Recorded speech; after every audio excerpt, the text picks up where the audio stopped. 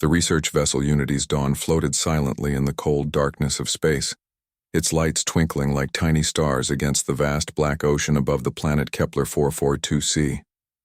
Inside the ship, humans worked side by side with beings from other worlds, tall crystalline creatures called Vorthani, who spoke in musical tones, blue-skinned aquatic nereid with their gentle webbed hands, and dozens of other peaceful species who had joined together in the Galactic Alliance. Captain Kim Jun-ho stood at the large window on the bridge, watching the small shuttles move back and forth between his ship and the planet below. For 3 months now, his crew had been studying the ancient ruins scattered across the planet's surface. The work was slow but exciting. Each day brought new discoveries about civilizations that had vanished millions of years ago.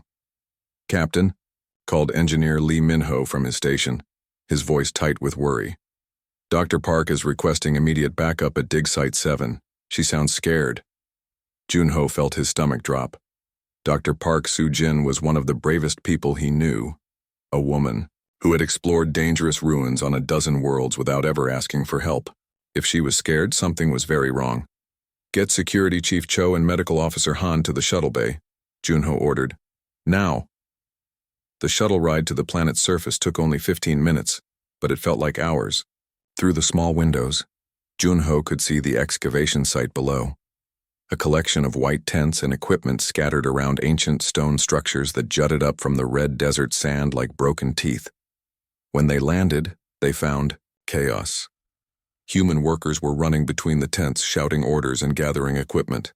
Several Vorthani were making high-pitched sounds of distress, their species' way of crying, but it was the silence from the main excavation pit that made Junho's blood run cold. Dr. Park stood at the edge of the pit, staring down at something below. Her face was pale, and her hands were shaking.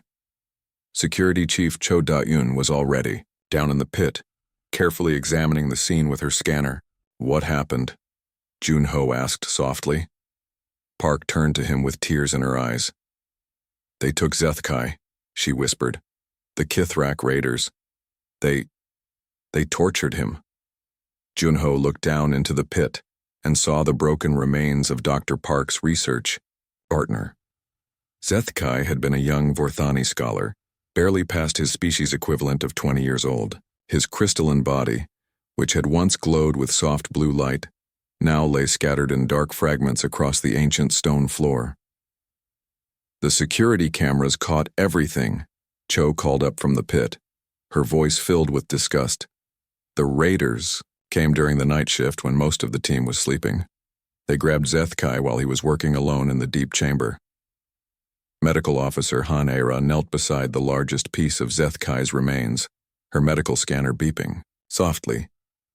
"The damage patterns show he was alive for at least an hour after they started," she said quietly. "They wanted something from him."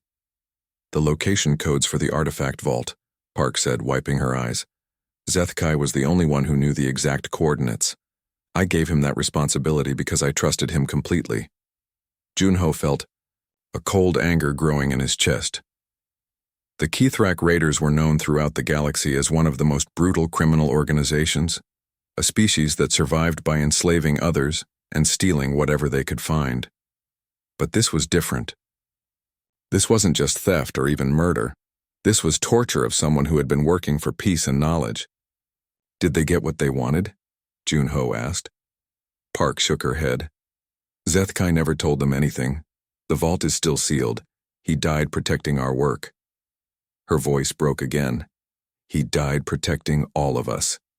The news spread quickly through the ship. By evening, the entire crew had gathered in the main assembly hall for an emergency meeting. Humans sat next to Vorthani, who sat next to Nereid, who sat next to a dozen other species, all united in their grief for their fallen colleague.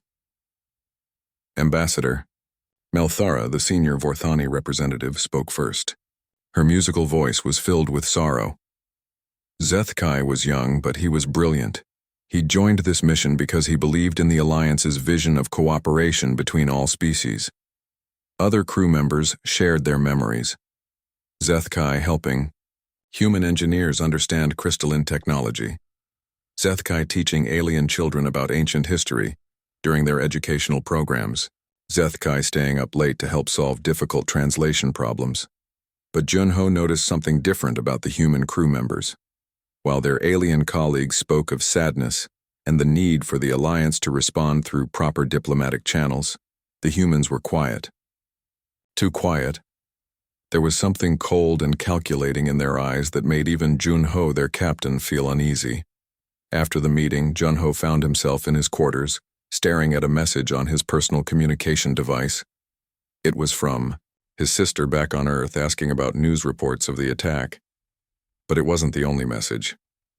His inbox was filling up with communications from humans across the galaxy, military friends, corporate contacts, family members, old classmates, all asking the same question. Is it true what happened to your crew member? Junho looked out his window at the planet below, where Zethkai had died alone and in pain, protecting the work they all believed in.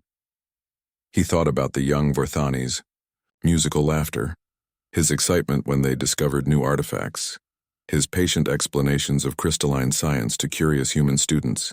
He was one of us, Junho said quietly to the empty room. Family.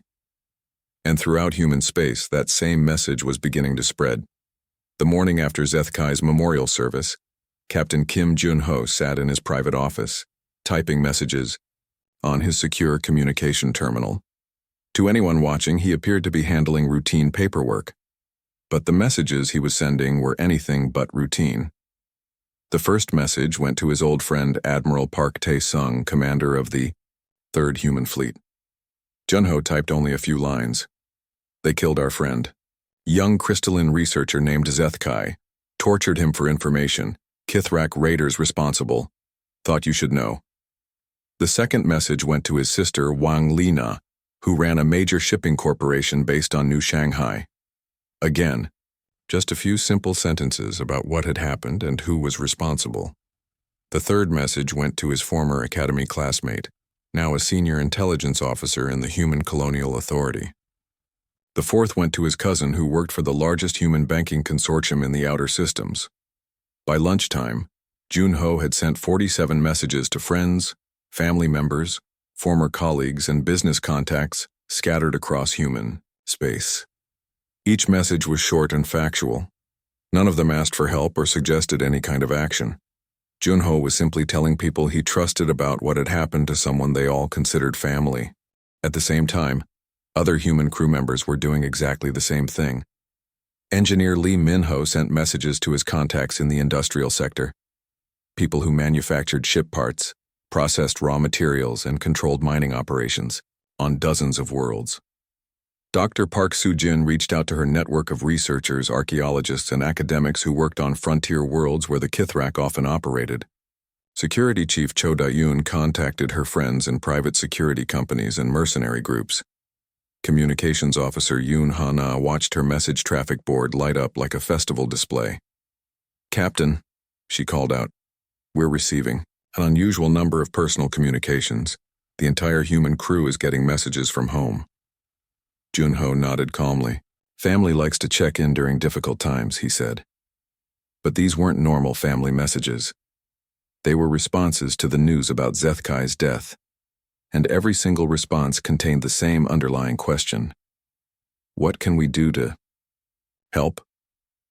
By the third day, Junho's inbox contained over 300 messages. Ship captains offering to change their routes if needed.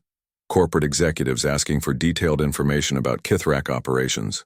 Military officers requesting intelligence briefings. Scientists offering to share research data. Even small business owners and ordinary citizens were writing to offer whatever assistance they could provide. Captain, said Yoon Ha-na during the morning briefing, I'm receiving shore leave requests from most of the human crew. They're all claiming family emergencies or urgent personal business. Approved, Junho said without hesitation. All of them. Ambassador Melthara looked concerned. Captain, surely your crew understands that the Alliance will handle this matter through proper diplomatic channels. We have procedures for dealing with criminal organizations. Of course, Ambassador, Junho replied politely. We have complete faith in Alliance justice. Our people just need some time to process their grief. What the ambassador didn't see were the real reasons behind the shore leave requests. Chief Engineer Lee Min-ho wasn't going home to comfort his family. He was traveling to a major industrial hub where he had arranged meetings with manufacturers of starship components that were commonly used in Kithrak vessels. Dr. Park wasn't visiting her elderly parents. She was attending a secret conference of archaeologists who worked in sectors where the Kithrak operated, sharing intelligence about their methods and locations. Security Chief Cho wasn't taking a vacation. She was meeting with the commanders of 3 different private security corporations to discuss mutual interests and information-sharing agreements. Meanwhile, messages continued to flow through human communication networks at an unprecedented rate. Corporate databases were being quietly accessed. Shipping manifests were being analyzed. Financial records were being cross-referenced. Trade route data was being compiled and shared. On the industrial world of New Busan, CEO Wang Lina called an emergency board meeting. Effective immediately, she announced, our company will cease all business dealings with any organization that has connections to the Kithrak raiders. This includes direct trade, indirect supply chains, and financial services. Her board members looked confused. Ma'am, the Kithrak control several important trade routes. This could cost us millions. Wang Lina's expression was cold as steel.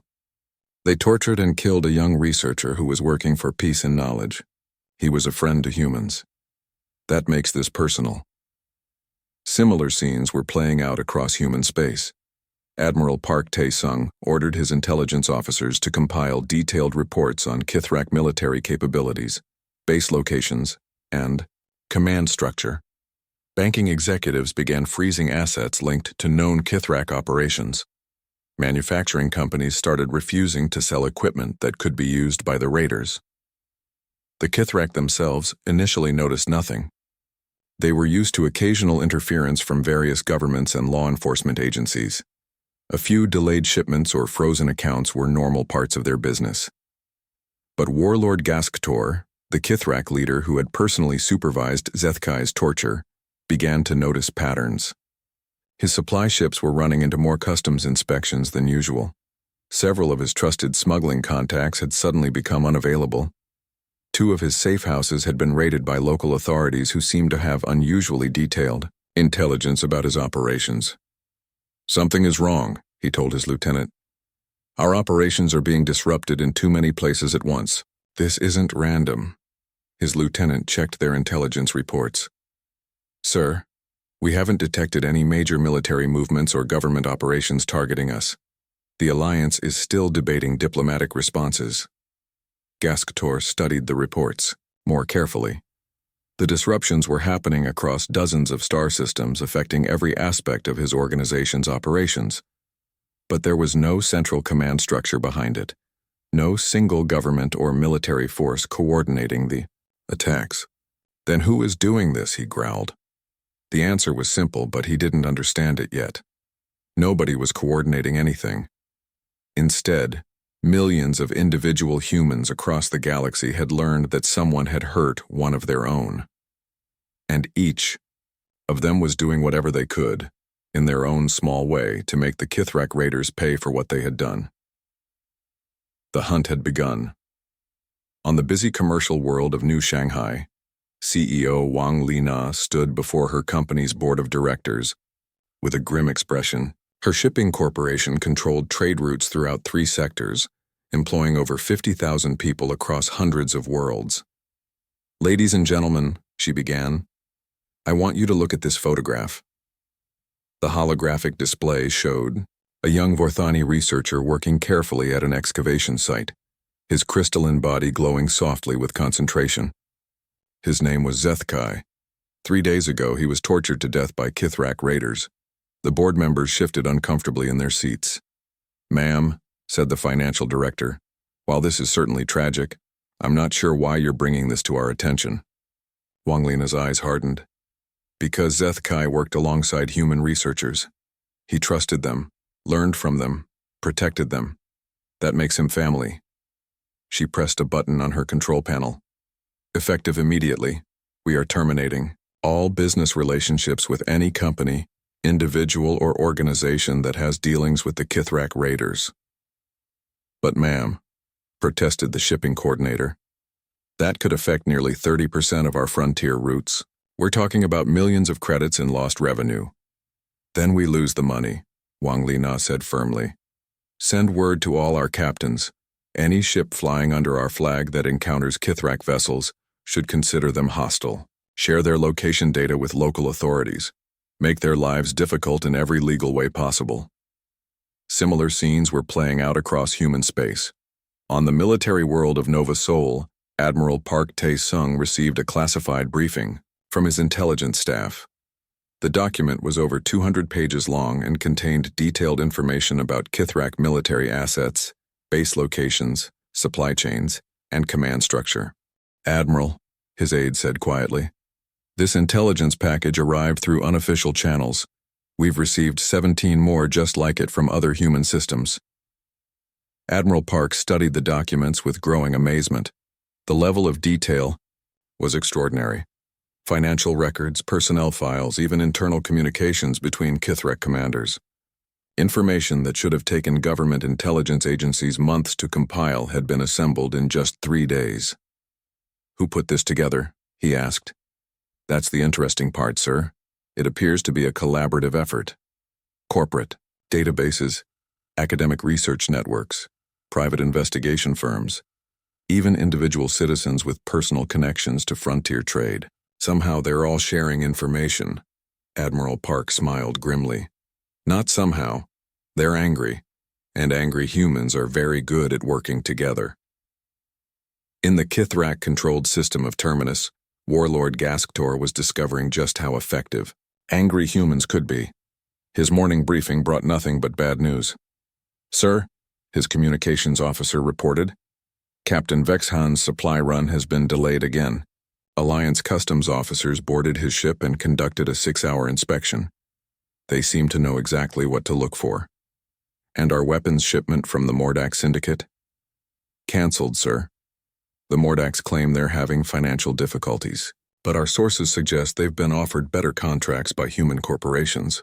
Cascator snarled in frustration. What about our operations on Blackwater Station?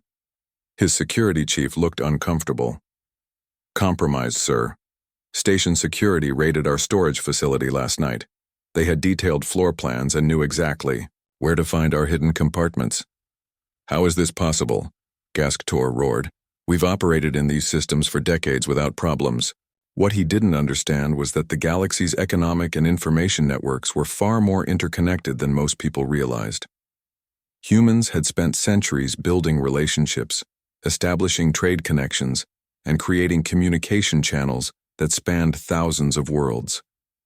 These networks had always existed quietly in the background, facilitating commerce and maintaining contact between far-flung human communities. But now, for the first time in history, all of these networks were focused on a single goal. On the EU research station Galileo, Dr. Kim Hee-jin received a message from her colleague Dr. Park Soo-jin about Zethkai's death. Within hours, she had contacted every archaeologist, anthropologist, and xenobiologist in her professional network. The message was simple: share everything you know about Kithrak operations in your sectors. The response was overwhelming. Researchers who had never spoken to each other began sharing data about Kithrak raids on archaeological sites. Scientists compared notes about artifact thefts and murdered colleagues. University databases were quietly accessed and cross-referenced. On the banking world of New Geneva, financial analyst Lee Sung-min received word about the Kithrak attacks from his cousin, a starship engineer. Within his banking corporation, Lee had access to financial networks that tracked money flows across dozens of sectors. I need a favor, he told his supervisor. I want to trace all financial transactions connected to known Kithrak accounts. That's a lot of data mining, his supervisor replied. What's this about? Lee showed him the photograph of Zethkai that his cousin had sent. They killed a kid who was working for peace and knowledge. I want to make their money disappear. The Aki supervisor studied the image of the young Vorthani researcher. Get started. I'll authorize the computing time. In the criminal underworld of the outer systems, word was spreading through different channels. Smugglers, information brokers, and mercenaries who had regular contact with humans began receiving interesting offers. Bounties for information about Kithrak operations. Premium payments for refusing Kithrak contracts. Generous compensation for anyone willing to share intelligence about raider activities. The message was always the same. They hurt someone who worked with humans. Help us make them pay, and we'll make it worth your while. On the diplomatic station Harmony, Alliance Ambassador Song Mi-young was approached by her Vorthani counterpart, Ambassador Velthari. Ambassador Song, the tall crystalline being, said, "We're receiving reports of unusual human activity across multiple sectors. Trade disruptions, financial irregularities, increased security operations. Is your government conducting some kind of campaign against the Kithrak?" Ambassador Song looked genuinely puzzled. "I'm not aware of any official government operations, Ambassador. Perhaps you could provide more specific details." What Song didn't mention were the hundreds of private messages filling her personal communication device. Human citizens, corporations, and local governments from across the galaxy, all asking the same question. How can we help get justice for the murdered researcher? She had never seen anything like it. No government orders, no military commands, no corporate directives. Just millions of individual humans, each deciding on their own to do whatever they could to make the Kithrak raiders pay for what they had done. The network was awake, and it was angry. Warlord Gasktor stood in his private command chamber aboard the massive battle station Darkclaw, staring at reports that made no sense. For 30 years, he had built the most successful criminal empire in 3 sectors. His Kithrak raiders controlled dozens of trade routes, operated slave markets on a dozen worlds, and maintained safe houses in systems where no government dared to challenge them. Now, in the span of 2 weeks, everything was falling apart. "Sir," his Lieutenant Krelvek said nervously, "we've lost contact with our operations on Blackwater Station, Terminus 7, and the Korvac mining facility. Local authorities raided all 3 locations within hours of each other." "Coincidence?" Gasktor growled, though he didn't believe it himself. "Sir, there's more. Our weapons supplier on Malthan 4 has canceled our contract. Claims his factory was destroyed in an industrial accident, but our sources say human investigators were asking questions about us just days before the explosion." Gasktor's massive claws scraped against the metal table. "And our financial accounts?" Krelvek's face grew pale. "Frozen, sir. 17 different banks across 8 systems. They're all claiming irregularities and compliance issues. Our lawyers say the paperwork is perfect. Whoever filed these complaints knew exactly what laws to cite." The warlord's roar of rage echoed through the station. He had killed the young crystalline researcher himself, enjoyed watching the creature's light fade as he tortured information from its fragmented body. It had been a simple job: steal valuable artifacts and eliminate witnesses.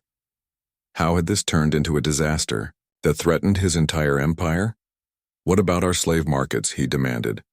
"The big market on Tortuga Station was raided yesterday, sir. Someone had provided the authorities with detailed floor plans, security codes, and the exact location of our hidden cells. Over 300 slaves were freed." "Our informants? Our paid officials?" "That's the strangest part, sir.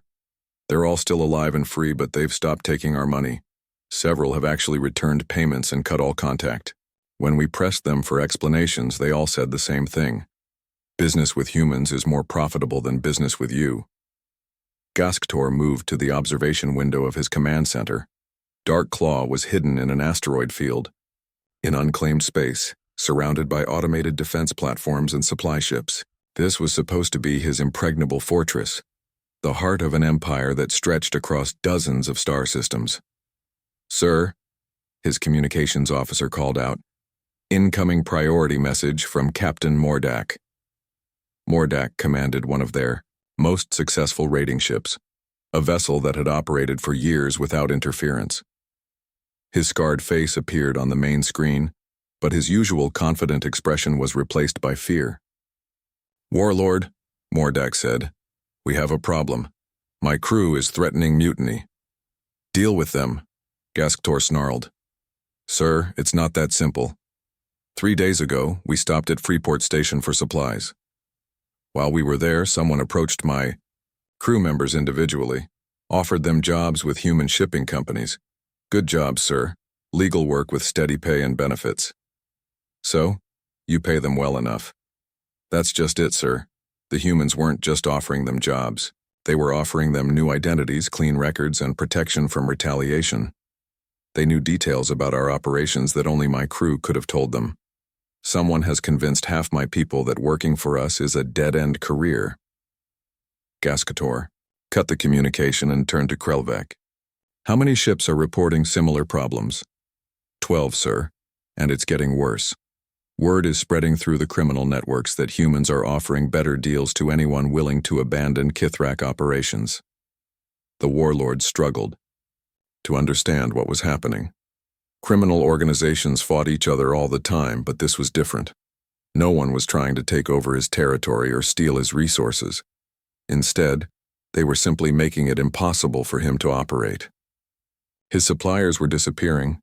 His customers were finding other sources. His employees were abandoning him for better opportunities. Sir, his intelligence officer said quietly, I've been analyzing the pattern of attacks against our operations. There's no central command structure, no single organization coordinating these efforts. The disruptions are coming from hundreds of different sources: corporations, government agencies, private security firms, even individual citizens. That's impossible. No one could coordinate something this complex without us detecting it. That's what I thought too, sir. But then I realized they're not coordinating anything. They're just sharing information and acting independently. A human shipping company learns about one of our supply routes and informs local customs officials. Human banker discovers one of our financial accounts and freezes it. A human researcher shares data about our base locations with security forces. Gascator stared at the intelligence report.